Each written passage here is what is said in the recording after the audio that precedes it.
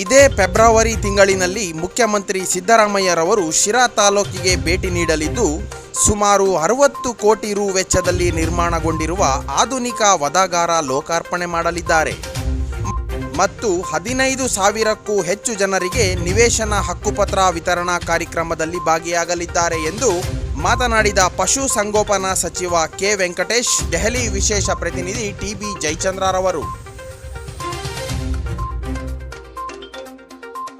ನೋಡೋಕ್ಕೋಸ್ಕರನೇ ಬಂದೆ ಅಪ್ಪ. ನಮ್ಮ ಹಿರಿಯರು ಆಗಾಗ ನನಗೆ ಹೇಳ್ತಾ ಇದ್ರು, ಬಾರಪ್ಪ ಒಂದ್ಸಲ ನೋಡೋದನ್ನ ಉದ್ಘಾಟನೆ ಮಾಡಿಸ್ಕೊಂಡು ಇದು ಅಂತಿಮ ಅಂತಲ್ಲ. ಉದ್ಘಾಟನೆ ಮಾಡೋಕ್ಕೆ ಏನೇನು ಬೇಕು ಅದು ವ್ಯವಸ್ಥೆ ಮಾಡಿಸ್ತೀವಿ ನಾವು ಅವರಿಬ್ಬರು ಸೇರಿ.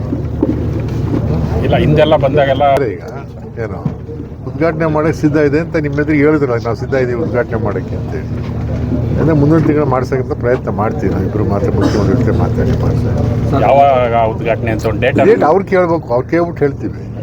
ಮುಖ್ಯಮಂತ್ರಿಗಳೇ ಬರ್ತಾರೆ, ಇಲ್ಲೇ ಒಂದು ಬೃಹತ್ ಕಾರ್ಯಕ್ರಮವನ್ನು ಕೂಡ ಮಾಡಿ ಇವತ್ತು ಇದನ್ನು ಚಾಲನೆ ಮಾಡ್ತಕ್ಕಂಥದ್ದು. ಕಾರಣ ಏನು, ಯಾಕೆ ಕಾರ್ಯಕ್ರಮ ಇಲ್ಲಿ ಮಾಡಬೇಕು ಅಂದರೆ, ಮುಖ್ಯಮಂತ್ರಿ ಬರಬೇಕು ಅಂದರೆ ಇಡೀ ದೇಶದಲ್ಲಿ ಈ ರೀತಿಯಾಗಿ ಸರ್ಕಾರದ ವಲಯದಲ್ಲಿ ಆಗಿರ್ತಕ್ಕಂಥದ್ದು ಇದೇ ಮೊದಲು. ಈಗ ಡೆಲ್ಲಿಲಿದೆ, ನಾನು ಹೈದರಾಬಾದಲ್ಲಿ ನೋಡಿದ್ದೀನಿ, ಬೇರೆ ಬೇರೆ ಕಡೆ ನೋಡಿದ್ದೀನಿ. ಅದೆಲ್ಲ ಖಾಸಗಿಯವರು ಮಾಡಿರ್ತಕ್ಕಂಥದ್ದು. ಸರ್ಕಾರದ ಲೆವೆಲಲ್ಲಿ ಮಾಡಿರ್ತಕ್ಕಂಥದ್ದು ಕ್ವಾಲಿಟಿ ಇದೆಲ್ಲದೂ ಕೂಡ ಅಶ್ಯೂರೆನ್ಸ್ ಸಿಗ್ತಕ್ಕಂಥದ್ದು ಇದು ಒಂದೇ ಕಡೆಗೆ. ಸೊ ಆ ಕಾರಣಕ್ಕೆ ಮುಖ್ಯಮಂತ್ರಿಗಳು ಬರಬೇಕು ಅಂತೇಳಿ. ಇಲ್ಲಿವರೆಗೆ 53 ಕೋಟಿ ಖರ್ಚಾಗಿರೋದು ಲ್ಯಾಂಡ್ ಬಿಟ್ಟು ಅವ್ರ ಇನ್ವೆಸ್ಟ್ಮೆಂಟು ನಮ್ಮ ಸರ್ಕಾರದ್ದೆಲ್ಲ ಸೇರಿ 53 ಕೋಟಿ ಖರ್ಚಾಗಿದೆ. ಇನ್ನೂ ಸ್ವಲ್ಪ ಆಗ್ತದೆ.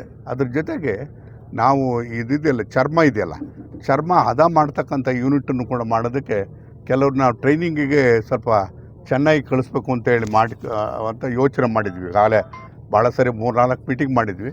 ಅಲ್ಲಿ ಕಳಿಸಿ ಅದಾದಮೇಲೆ ಇಲ್ಲಿ 2 ಕೋಟಿ ರೂಪಾಯಿ ಅದಕ್ಕೋಸ್ಕರ ಮೀಸಲು ಕೂಡ ಇಟ್ಟಿದೆ, ದುಡ್ಡಿದೆ. ಅದನ್ನು ಚರ್ಮ ಹದ ಮಾಡ್ತಕ್ಕಂಥದ್ದು ಮಾಡಿ ಚರ್ಮದಿಂದ ಬರ್ತಕ್ಕಂಥ ಬೈ ಪ್ರಾಡಕ್ಟ್ಸನ್ನು ಇಟ್ಕೊಂಡು ಮಾಡೋದಕ್ಕೆ ಕೈಗಾರಿಕೆಗಳನ್ನು ಸ್ಥಾಪನೆ ಮಾಡೋದಕ್ಕೆ ಅನುಕೂಲ ಆಗ್ತದೆ.